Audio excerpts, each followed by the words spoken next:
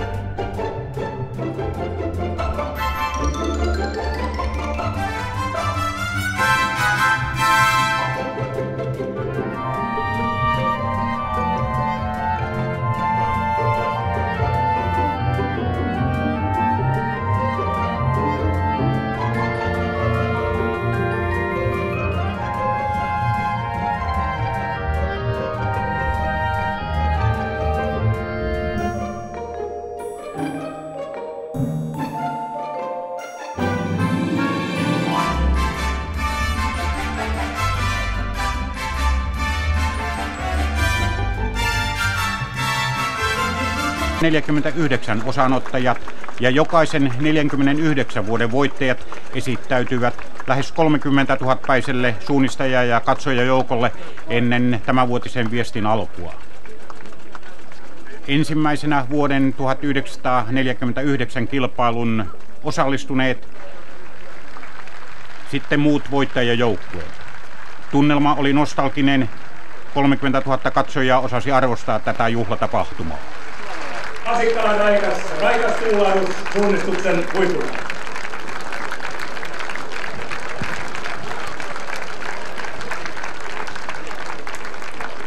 Leo Backman johdattelee I.K. Örnenin joukot tähän esille. I.K. Örnen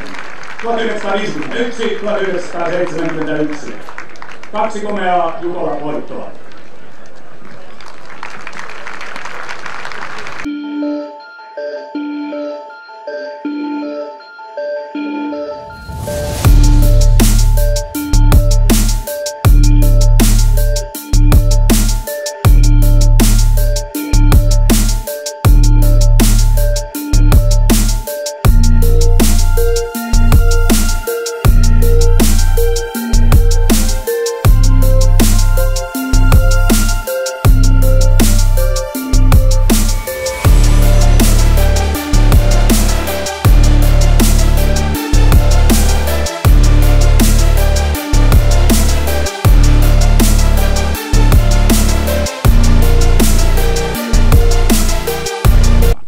Kolmannelletoista rastille tullaan tyypillisestä 3 rastin hajontaryppäästä.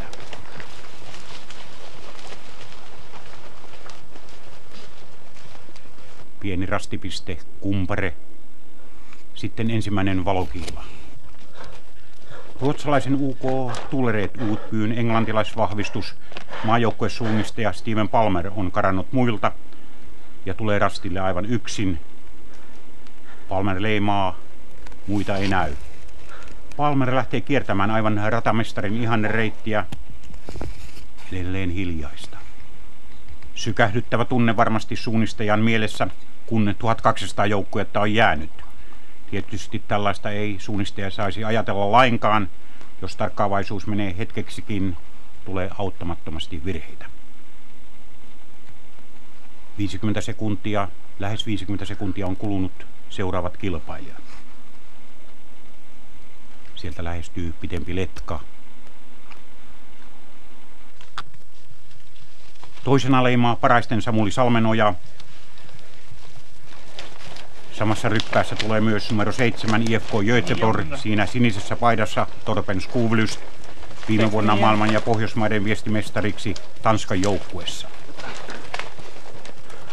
Siinä erottautuu myös HSN Tuomas Tala ja Hirvensalon heiton Markku Mänty. Ruotsalaisjoukkue Hakapy, UK Orien ja UK Roslagen siinä heti IFK Göteborgin perässä. Ja sitten tulee pitkä letka.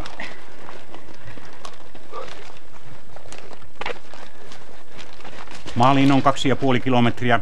Tilanne saattaa kuitenkin vielä olennaisesti muuttua, sillä edessä on vaikea mäkialue runsainen hajontarasteineen.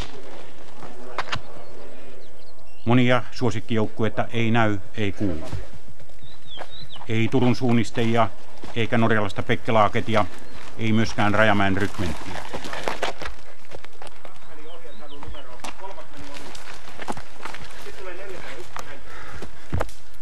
Sitten siinä livahtaa viime vuoden voittaja Halden vahvalla joukkueella.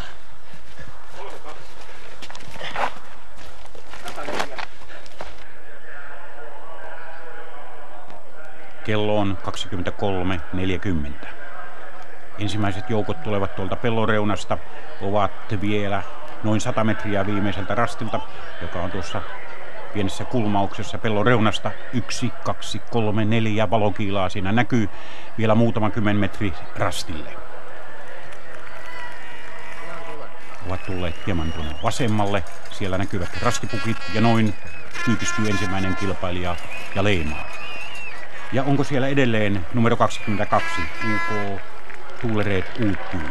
Ainakin väreistä päätellen siinä numero 22. Englantilainen Steven Palmer. Perässä Haldenin Joachim Karlsson. Sitten Ronneby eteläisestä Ruotsista. 175 SK Pohjantähden kolmas joukkue Seppo Mäkinen, mainio hiihtosuunnistaja ja Pohjoisen Luminlinnan kehittäjä ja suunnittelija. Siinä oli myöskin Hestra Ruotsista. Ratamestari Jari Tepposen tavoiteaikaa ollaan jonkin verran nopeampia, noin 1,5 minuuttia. Siinä ensimmäinen Halden on mennyt UK Tuulereet Uuttyyn ohi. Sitten tämä ruotsalaisjoukkue ja tuolta kierrytään tuon maalikarsinan ympäri ja kohti kartanjakopaikkaa. Ensimmäisen osuuden kilpailija ottaa kartan tuosta telineestä ja sitten tuolla puomilla luovuttaa sen toisen osuuden suunnistajalle.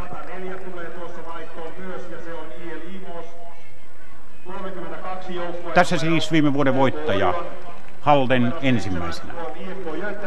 Joachim Karlsson juoksi viime vuonna 3. osuuden Jyväskylässä. Ja siinä sitten tulevat toiset aivan tuntumassa. Steven Palmer siinä toisena, jonka ohi Halden on mennyt. Ohjeita toisen osuuden kilpailijalle.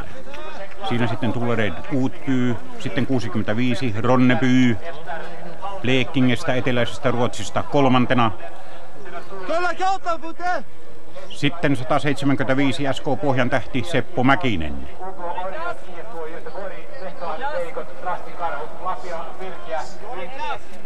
Ja tässä 32 UK Orion Blekingestä. Numero 7 IFK Göteborg Torben Skuvlys. Viime vuoden maailmanmestari ja Pohjoismaiden mestari viestissä Tanskan joukkueessa. Siinä tuli myöskin Vehkalahden Veikkojen Antti Harju. 37 UK 77 Vesa Kankaanpää. Ja sitten yhtenäistä letkaa. Siellä numero 2 on Parkasiev. Siinä odotti vuoroaan Kaleva Rasti Joensuusta. Matkaan siis tähän viestiin lähti kaikkiaan 1224 joukkuetta. Niistä ehkä 20-30 on sellaista, jotka voivat etukäteen vakavasti miettiä voittamansa tämän arvokkaan kilpailun. Jukolan osanottajamäärä räjähti 70-luvun lopulla, 80-luvun alussa. Paljolti kiitos vilkkaan iltarassitoiminnan kuntosuunnistukseen. Ja kun sääntöjäkin lievennettiin, niin yhä enemmän täällä on mukana erilaisia kuntojoukkueita ja yhdistelmiä, jotka voivat ainakin kerran vuodessa ylpeillä juosseensa samoilla rastialla kuin maailman huiput.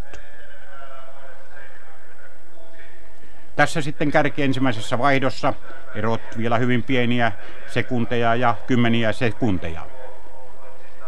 Mutta esimerkiksi norjalainen Pekkelaaket vaihtoi 4.50 ja Turun suunnistajat 6.20 johtavasta Haldenista. Ja Rajamäki oli 124 yli 7 minuuttia Haldenista. Että yksi semmoinen suunnistusura unelma jäi vähän vaille, että mulla on ollut yksi unelma tulla ensimmäisenä vaihtoon osuudelta kuin osuudelta. Ja tää on toinen kerta, kun mä tuun parhaana suomalaisena, mutta nyt loppukirjassa jäi sen verran, että kyllä nämä norskit, niin ne paino eilen. Ei mahtanut mitään. No mitä luulet, kuka tuolta maastosta ensimmäisenä aamuyöstä tähän maalialueelle voittajana saapuu? No mä oon pistänyt 10 Haldenille likoon, että naisissa Pekkelaaketti petti, että nyt on 10 tullut takkiin, jos Haldenin voitto, niin mä jään 5 markkaa voitolle.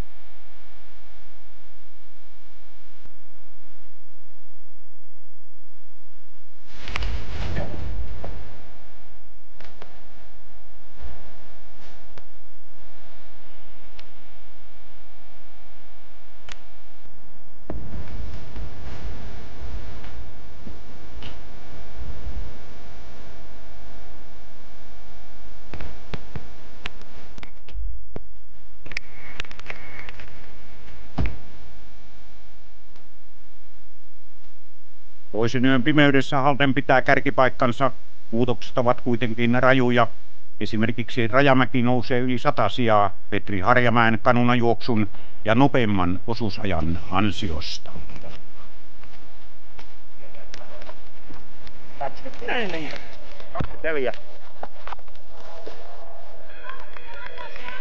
Kolmas osuus, toiseksi viimeinen rasti, puoli kilometriä ennen maalia. Takana on yli 12 kilometriä. Siinä Liedon Parman Juha Peltola. 5 joukkuetta, Pekkelaaket, Rajamäki, Liedon Parma, UK77 Kauniaisista ja Kangasala ovat erottautuneet muista.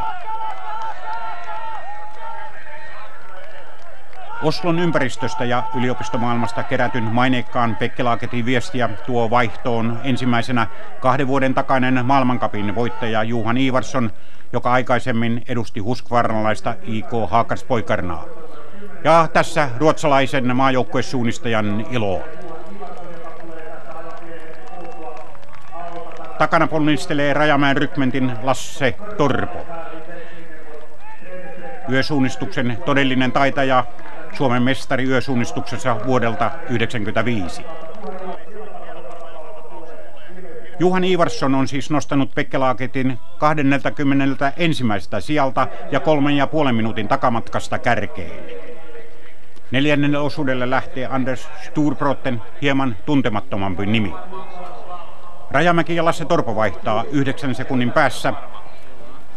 Ja Rajamäen 4. osuudelle lähtee riihimäkeläinen Mika Kantola, jonka isä Arvo toimi vielä viime talvena ansiokkaasti Suomen hiihtosuunnistajien valmentajana. Sitten tulee Juha Peltola, joka viime vuonna oli MM-kisoissa Norjan Grimstadissa voittamassa viesti hopeaa. Hänen perässään tulee vielä nopeammin UK77 Mikael Donner, 2 vuoden takainen Suomen mestari. Ja seuraavana Kangasalan Petteri Laitinen. 4. osuus on 5. osuuden kanssa rinnakkainen ja kilpailun lyhyin 6,8 kilometriä. Seuraavana lähestyy numero 18 IFK Södertälje ja maajoukkuemies Mikael Velin. Hän on vaihdossa 6. Ja sitten kolmikko Parkas IF suunta 101 Jyväskylästä ja Espoon suuntavaihtoon. Halden on vaihdossa 12, mutta 6.36 kärjestä, vaikka viestiä vie luotettava Ture Sandvik, joka vuonna 1995 Sipossa voitti Jukolan NTHI:n joukkueessa. Käytännössä koko Malttamattomana siinä odotteli Haldenin 4. osuuden viestinviejä maajoukkuemies Ben Björnskaard Tore Sandvikia, joka lähestyy siellä. Mutta eroa on tullut, sitä on tullut paljon. Sitä on 6,5 minuuttia, hieman enemmänkin. Tore Sandvik on ollut yleensä hyvin luotettava viestinviejä, tänään kaikki ei ole onnistunut. Hän oli mukana vuonna 1995 voittamassa Sipoossa Jukola-viestiä silloin norjalaisten teekkareiden NTHI:n joukkueessa. Ja vielä Sandvikin viimeiset 10 metrit ja sitten Björnskaard pääsee reitille. Mutta parhaana suomalaisjoukkueena siis tässä vaiheessa kovasti noussut Rajamäki. Millainen tuollainen pitkä osuus oli tämänkertaisessa juhlajukolassa? Kyllä mä tykkäsin. Maasto on erittäin hyvä ja se on ihan varmaa, että täällä se joukkue, kuka tekee vähiten virheitä, niin se on aamulla ensimmäisenä maalinvaihtajalla. Niin, Rajamäen Rykmeltiltä voitto vielä puuttuu, mutta isälläsi niitä on 2 kappaletta Liedon Parman riveissä. Miten nyt tällä kertaa, tuleeko pojalle samanlainen?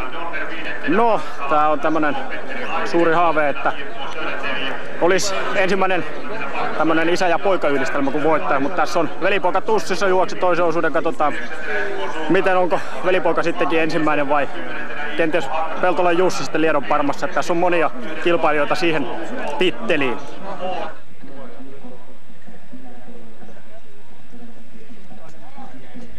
Tässä kolmannen vaihdon tulokset. Ja nyt kaikki joukkueet ovat ensi kerran juosseet täysin samat rastivälit ja käyneet kaikilla samoilla rasteilla.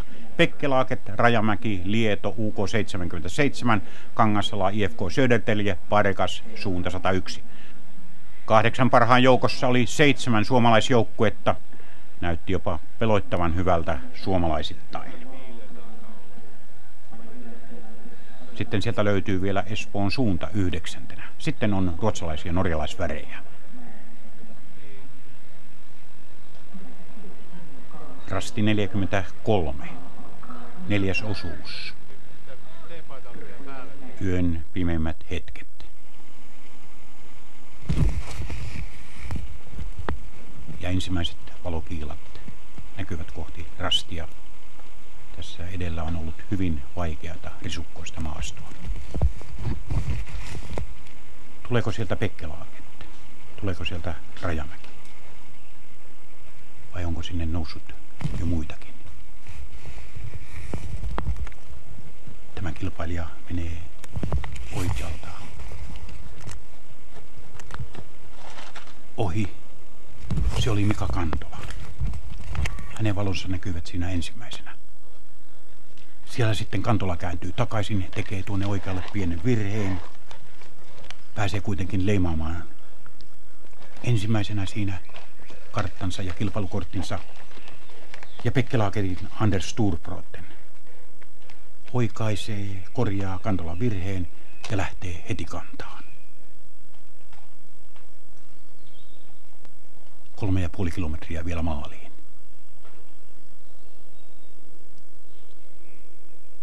Sitten tulevat seuraavat valot.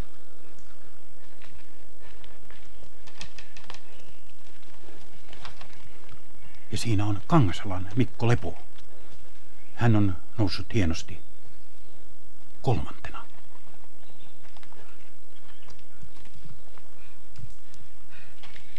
Sitten 4.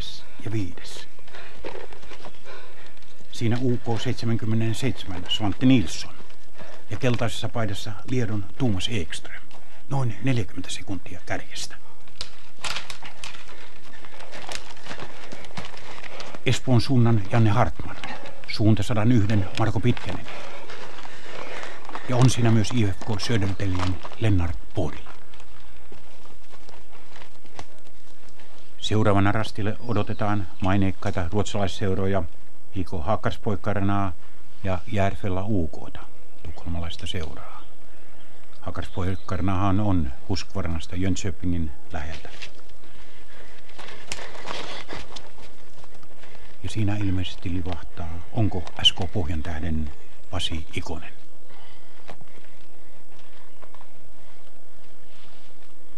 Ja onko Halden aloittanut nousunsa?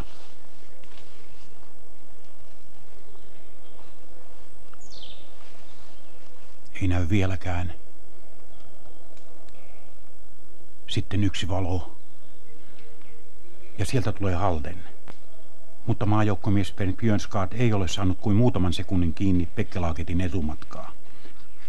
Viime vuoden Jukolassa Björnskard juoksi toiseksi viimeisen osuuden ja pohjusti sillä ankkurille Peter Turessenille hienot voiton avaimet.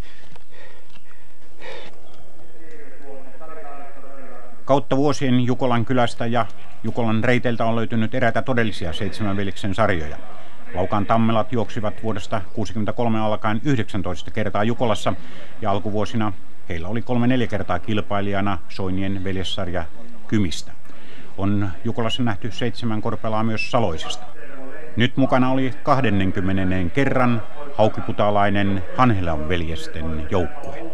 Mulla meni yli 2 tunnin. 2:03 tai 2:02, eli paljon kärki tuli sitten. No se oli pikkasen yli tunnin.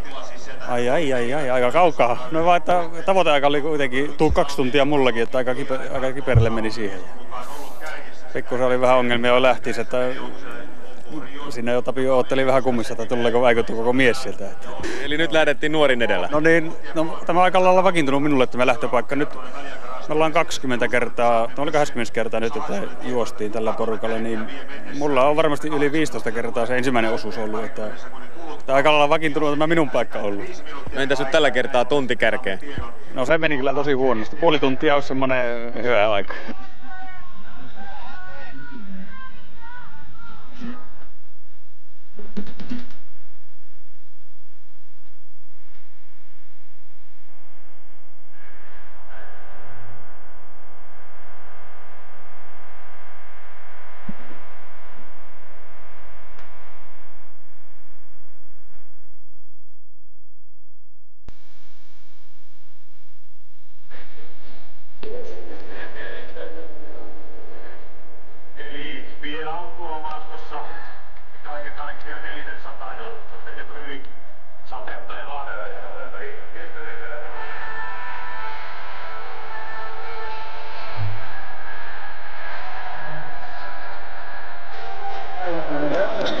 Hi, Grant.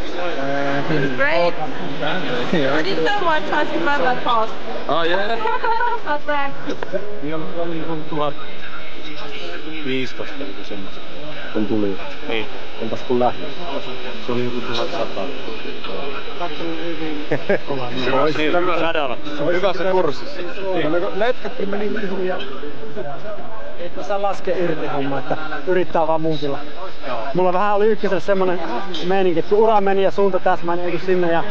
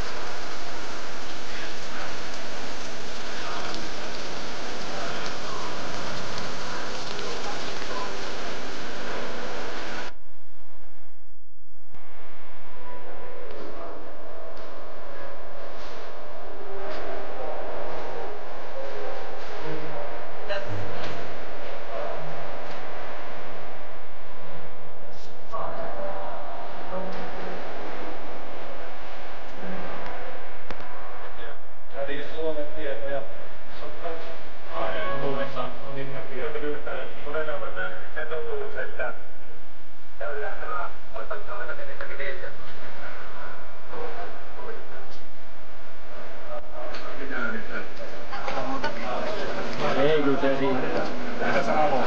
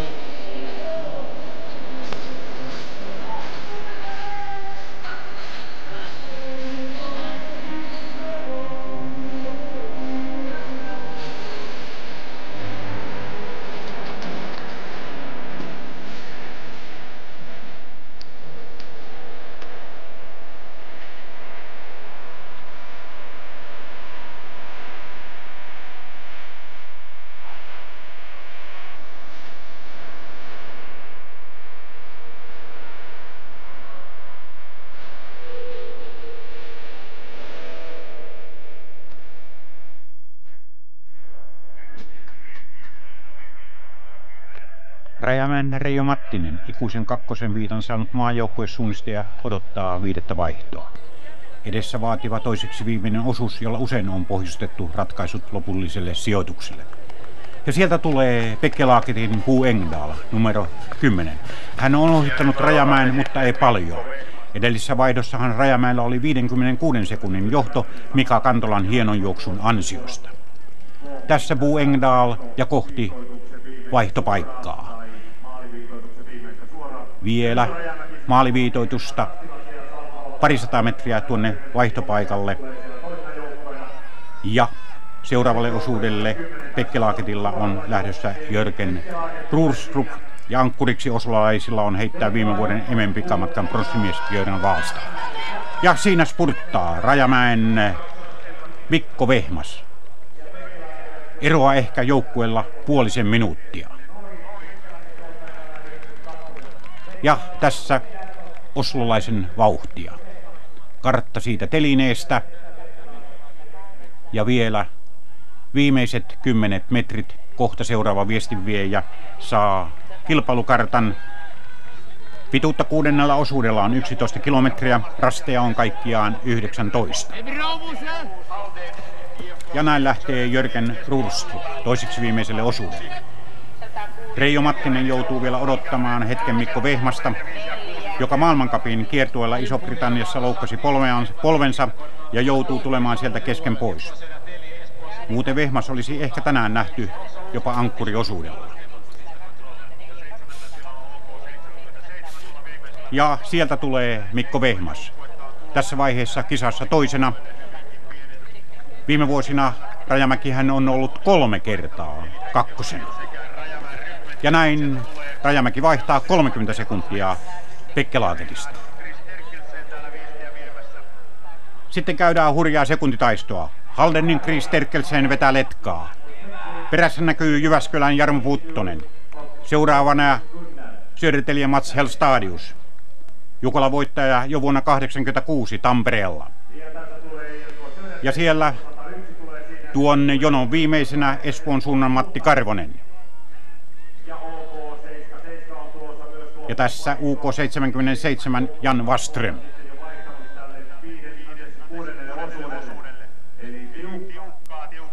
Haldenin Terkelsen voitti muuten viime vuonna sekä maailmanmestaruuden että pohjoismaisen viestimestaruuden Tanskan joukkueessa. Niin kuin monet täällä mukana olevat suunnistajat, jotka edustavat norjalaisia värejä, osa ruotsalaisia.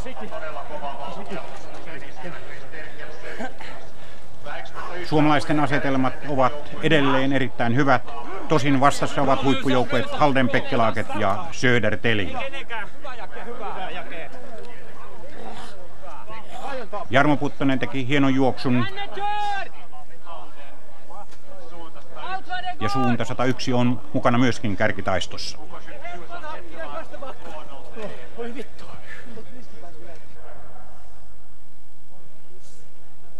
Tilanne 5. vaihdossa. Tämän listan ulkopuolella esimerkiksi Turun suunnistajat on nyt 22. eroa kärkeen kuitenkin 11 minuuttia. Mutta Rajamäki toisena. Mä tiesin, että mä oon kärjessä, että sen verran hyvin oli mennyt, niin mä varmistelin siinä ja sitten vähän oteherpaantui suunnistukseen, että ei siinä sen kummempaa. Ihan hyvä sija vielä. Teitkö jonkin erityisen virheen vai? Nousin rinteestä liikaa vasemmalle, että lähdin tieltä vähän väärästä kohtaa, että ei siinä sen kummempaa tarvi. Että vähän aikaa oli hukassa ja sitten menin avoimelle paikalle ja otin itteni kiinni, että ei siinä sen kummempaa. Missä vaiheessa huomasit, että Pekke Leikät menee ohi? Loppusuoralla. Kyllä mä arvasin, että se on ohi mennyt, että sen verran tuli virhettä koko ajan siinä. Että... Kuinka paljon tämä loukkaantuminen sinua on vaivannut? No aika paljon, että 2 viikon taukoja tuli nyt 2 kertaa, että maailmancupissa meni viimeksi polvi ja sen jälkeen en oikeastaan lenkillä käynyt. Että kyllä se on vaikuttanut, että muuten mä olisin jossain varmaan ankkuriosuuden täällä.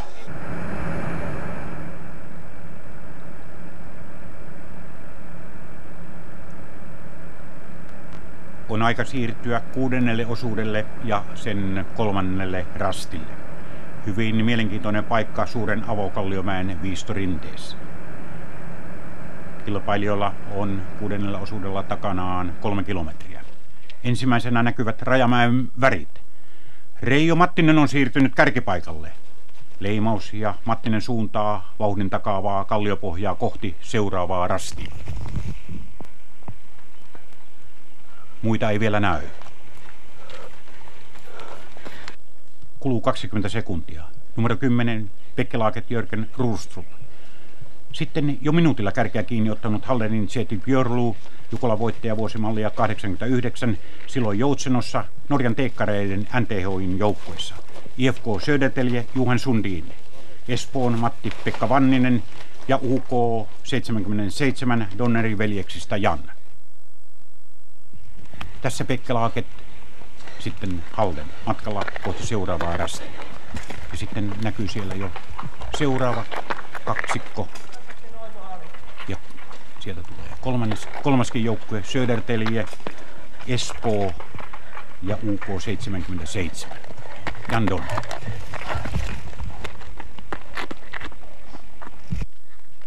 Taistossa on mukana myös 5. matkaan päässyt suunta 101 Jari Kaheliin.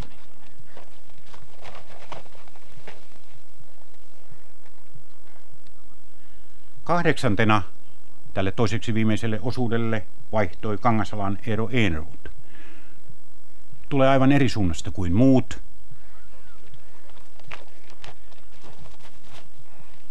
Leimaa karttansa ja lähtee aivan toista reittiä kuin muut.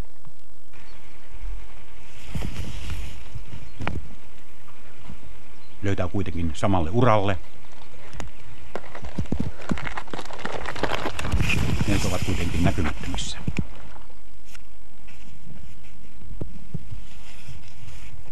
Turun suunnistajien viestiä vie kaksinkertainen Jukolan voittaja vuosimallia 94-96 Tomi Tölkkö, ja hän pudottautuu 45 astetta eri suuntaan kuin koko kärkiletka.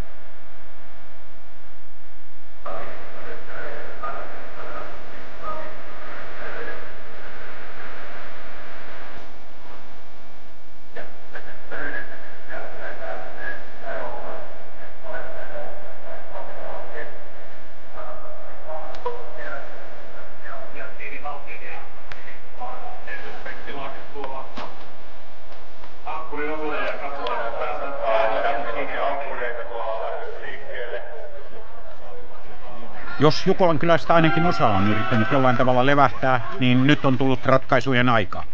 Lähestytään viimeistä vaihtoa. Pellon reunassa jo tutuksi tullut viimeinen rasti, ja siellä on leimannut Haldenin Kjetil Björluu. Ja lähestyy hetken kuluttua vaihtoa. Tässä näin Kjetil Björluu, norjalainen maajoukkueen mies. Nyt taistellaan jo viestin lopullisesta voitosta. Sitten vuoden 1978 Järvenpään palomenestyksen myötä suomalaisista vain Vehkalaiden Veikot 1983, Lohja Hiidenkertaat 87 ja Turun suunnistajat 94 ja 96 ovat pystyneet murtamaan norjalaisten ja ruotsalaisten voittokulun. Nyt ruotsalaiset ovat jääneet. Haldenin Kjetil Björluu kulkee jälleen kärjessä. Ainoa norjalaisten uhkaaja on Rajamäen rykmentti. Kjetil Björluu, viime vuonna pronssimies maailmanmestaruusrasteilla, on jälleen antanut vakuuttavan näytön ja noussut kärkipaikalle. Ja ankkuriosuudella Haldenilla on moninkertainen maailmanmestari Peter Thoresen, ja Björluu tietää ja uskaltaa luottaa seuratoveriinsa, joka jo 3 kertaa aikaisemmin on voittanut Jukolan viesti. Hetken kuluttua kartanjakopaikalle ankkuriosuuden kartta 13,1 kilometrin ja 24 rastin reitille. Setipjörlulla on lähes 2 minuutin etumatka. Reijo Mattista ja Rajamäen rykmenttiä ei vielä näy. Mattinenkaan ei ole suunnistanut huonosti. Hänen askeleensa on ollut lennokasta. Ehkä joku pieni virhe on tullut maastossa. Ja tässä odottaa Peter Thoresen. Ja siinä muutama ohje.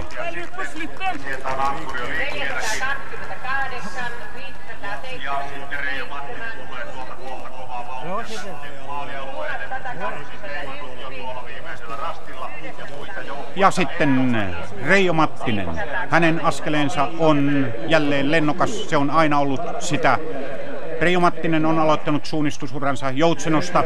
Aloitti nuorena hiihtäjänä, hiihtäjälupauksena. Siirtyy kuitenkin 16-vuotiaana suunnistajaksi ja on tehnyt komean uran, moninkertainen sotilassuunnistuksen maailmanmestari, jolle kuitenkaan kaikki ei ole onnistunut näissä viesteissä. Rajamäen ankkurina Marko Väisänen. Ja näin ankkuriosuuden kartan ottaa Reijo Mattinen.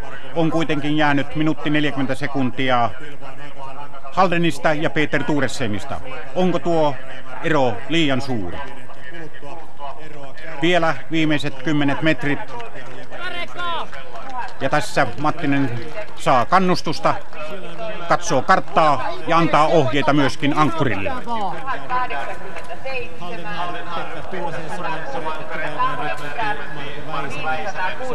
Totta kai mä yritin tulla, jos mahdollista, kärjessä, mutta tiet eros Haldenin kanssa, ehkä se on hajontaa, en osaa sanoa.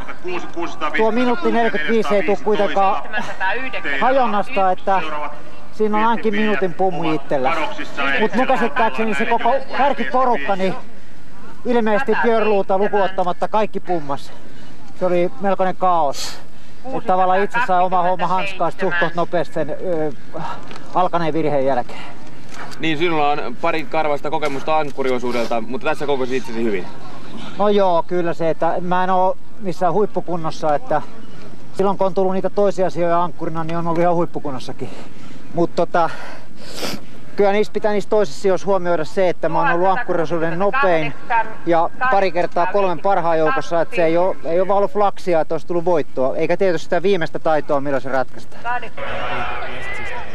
Kolmanneksi on noussut UK 77 Jan Donner, mutta aivan samassa ryppäässä myös Espoon Matti-Pekka Vanninen. Ja viidentenä on tulossa Pekki Laaket vaihtoon. Eroa johtavaan Haldenin on kuitenkin 6 minuuttia.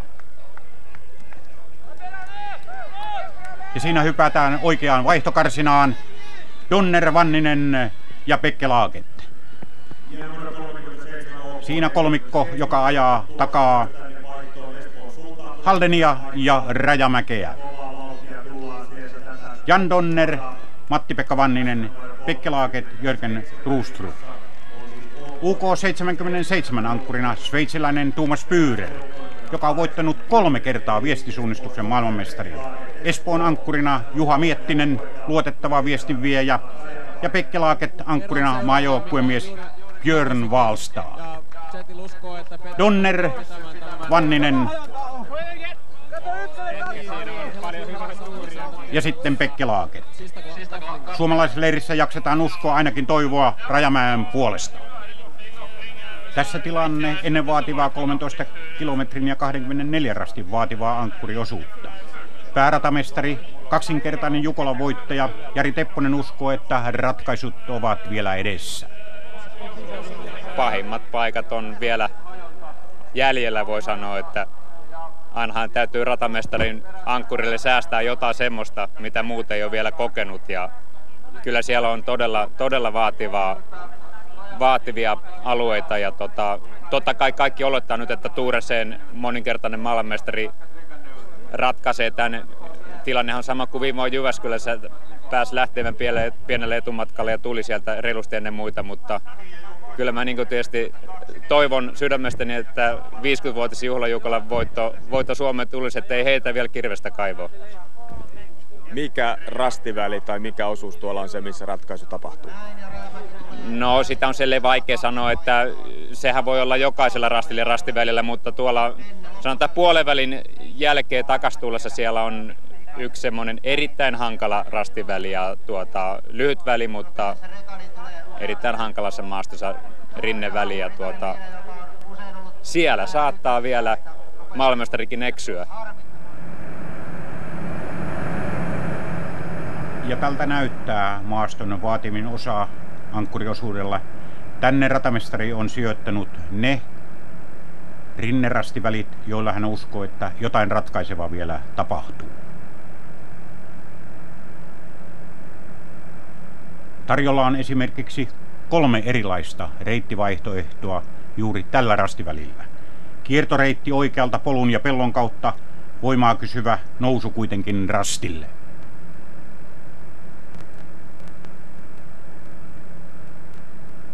Lähes suoraan kulkeva reittivaihtoehto kuitenkin tässä Tihekön ja Hakkuaukean yli.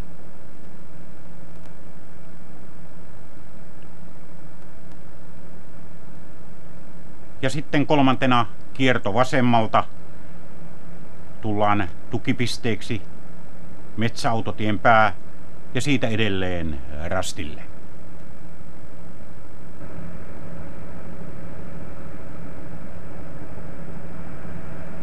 Varhaisen sunnuntai-aamun sulo Siuntiossa juhlajukolla lähestyy päätöstään. Ankkuriosuuden 12 rasti. Haldenin Peter Thoresen tekee tarkkaa työtä. Etumatka muihin kasvaa yhä. Thoresen tietää, että hänen juoksuvoimansa alkukauden kangertelusta huolimatta pitää, kunhan suunnistus vain kulkee tarkasti. Pientä varmistelua, katselua, sitten löytyy rasti jyrkänteen alta. Leimous ja nopeasti kohti.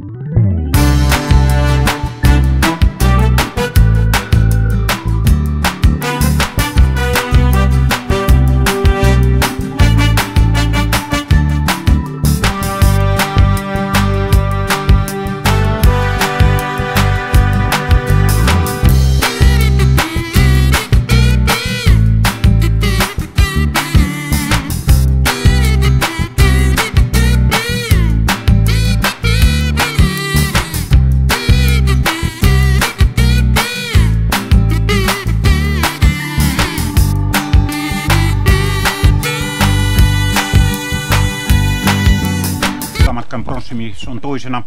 Eroa kuitenkin Haldeniin yli 4 minuuttia.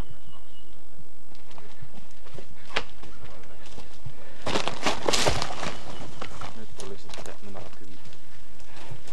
7 minuuttia ja sitten tulevat UK 77 sveitsiläisvahvistus Thomas Bührer, Espoon Juha Miettinen ja Rajamäen Marko Väisänen oikealta.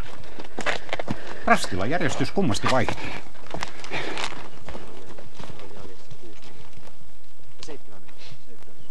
Turun suunnistajien Janne Salmi pääsi matkaan 13, mutta on aloittanut maailmanmestarin vauhdilla ja taidolla valtaisan taka-ajon. Mukana myös Kaleva rasti Mikael Puuström. 4. viimeinen rasti vain muutamia satoja metriä ennen maalia. Ja kenttäkuulutuskin kuuluu jo selvästi suunnistajien korviin ja kertoo tilanteen. Thoresen on pitänyt edelleen hyvää vauhtia, mutta kangastelevasta voitosta huolimatta säilyttänyt tarkkaavaisuutensa, jossa tämän rastivälin ottaminen on hyvä osoitus. Seurataanpa.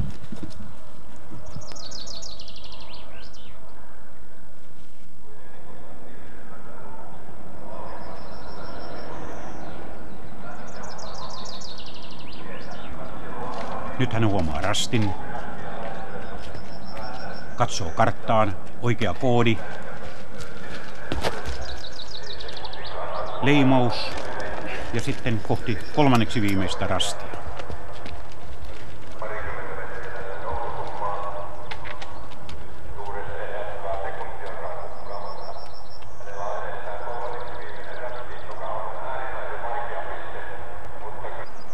Seuraavia saadaan kuitenkin odotella.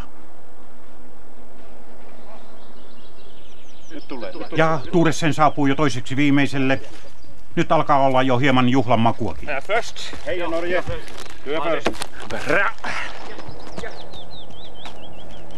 Ja enää vain yksi rasti. Ja sekin helppo, tuttu rasti pellon reunassa. Viimeinen rasti. Ja sitten alkavat viimeiset 100 metrit kohti maalia. Yleisön katseet suuntautuvat kohti metsän reunaa. Tuureseen tuleekin tuolta hieman vasemmalta.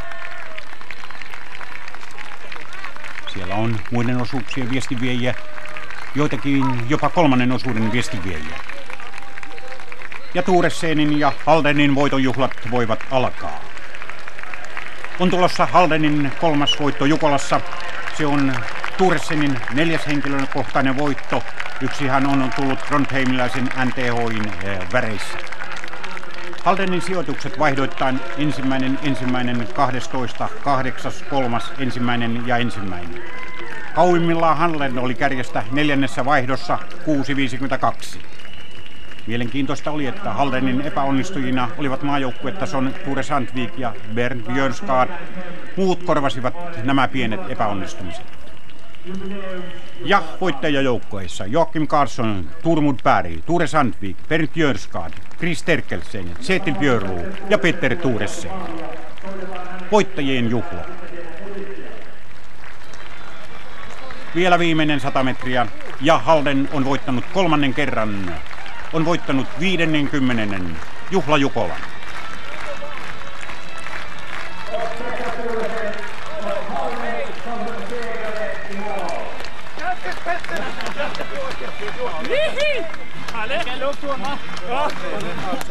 Ja haastattelijoita riittää heti alusta alkaen. Koko Haldenin joukkueella ja ennen kaikkea Tuureseenilla. Ja perinteiset menot.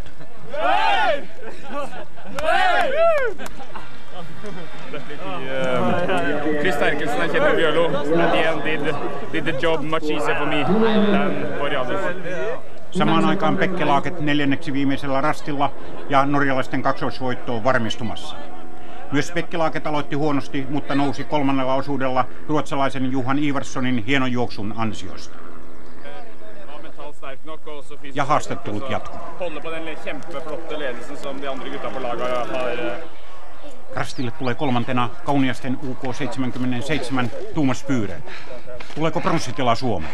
Sveitsiläisvoima. Ja tässä tulee sitten Pekkelaaket ja Björnar Wahlstad. Pekkelaaketin sijoitukset vaihdoittain 91., 4., 1., 2., 1., 5. ja maalissa 2.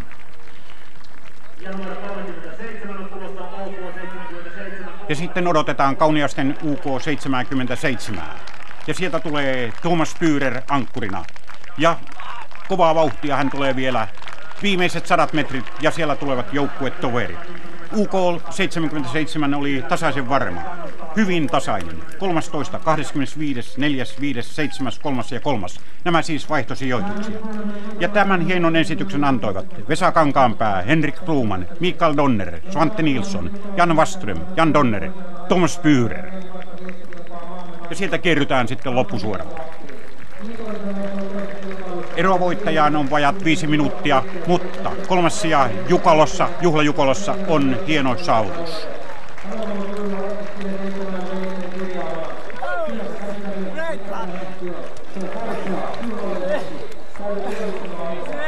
Janne Salmi on tehnyt lähes mahdottoman juoksun, ottanut kiinni kärkeä 6 minuuttia ja ohittanut 9 joukkuetta. Turun sijoitukset vaihdoittain 100, 86, 33, 37, 22, 13 ja maalissa sitten 4. Ja turkulaisten joukkueessa Lassi Virtanen, Timo Torpo, Mikko Hölsö, Jukka Nikulainen, Juha-Pekka Pallaspuro, Tommi Tölkkö ja ankkurina maailmanmestari Janne Salmi. Ja on varaa hieman hellittääkin. Janne Salmi, viime vuoden pikamatkan maailmanmestari Norjasta. Miesten maailmanmestaruuden on pystynyt Suomelle tuomaan tätä ennen vain Kari Sallinen. Ja takaa sieltä tulee sitten Juha Miettinen, Espoo 5. maaliin. Hieno suoritus jälleen tältä nuorekkaalta yhdistelmältä.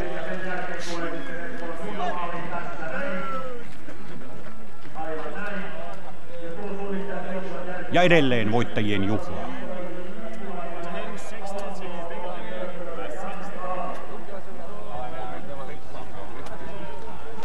Kuudentena maaliin pinni IFK Göteborg ja Klas Dahlberg. Mutta takana on kova loppukirikamppailu. Sieltä tullaan kohta kovaa. Sieltä tulevat Kangasalan Panu Piiparinen ja Söderteljen Manu Mutka, entiset seuratoverit. Kumpi heistä on vahvempi? Mutta tässä vielä IFK Göteborg, joka kilpailussa 6.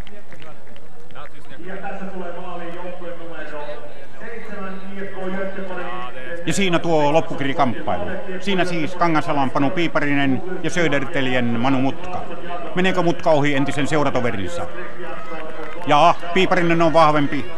Piiparinen ja Kangasala tulee tässä viestissä 7. IFK Södertelje jää 8. Takana pinnii 9. norjalainen Nydalens SK ja 10. viestin tuo maaliin aina luotettava Angelniemen Jarmo Reiman. 10.